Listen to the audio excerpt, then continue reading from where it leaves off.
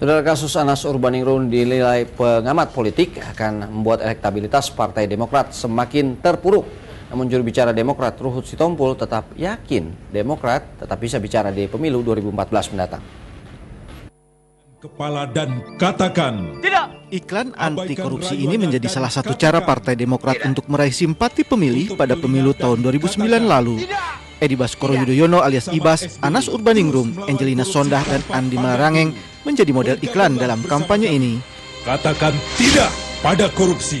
Hasilnya Demokrat meraih 21% suara pada pemilu 2009, naik tajam dari hasil pemilu 5 tahun sebelumnya yang hanya memperoleh 7,45% suara.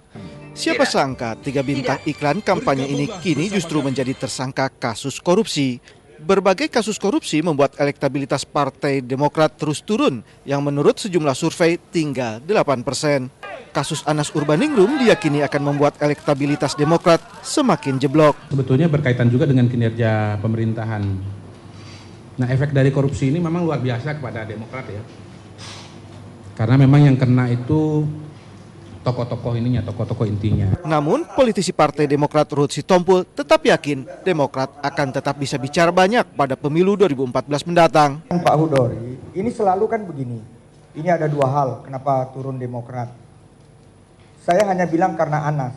Saya heran orang selalu bilang karena pemerintah. Selain Partai Demokrat, kasus korupsi sesungguhnya juga menjerat banyak politisi dari partai politik lain, seperti Gubernur Banten yang juga politisi Partai Golkar Ratu Atut yang menjadi tersangka kasus dugaan korupsi alat kesehatan Banten dan dugaan suap sengketa Pilkada Lebak. Presiden Partai Keadilan Sejahtera Lutfi Hasan Ishak ditangkap dalam kasus suap impor daging sapi dan sudah divonis 16 tahun penjara. Sementara dari PDI Perjuangan, KPK menetapkan Emir Muiz sebagai tersangka dugaan suap proyek pembangunan PLTU Tarahan Lampung.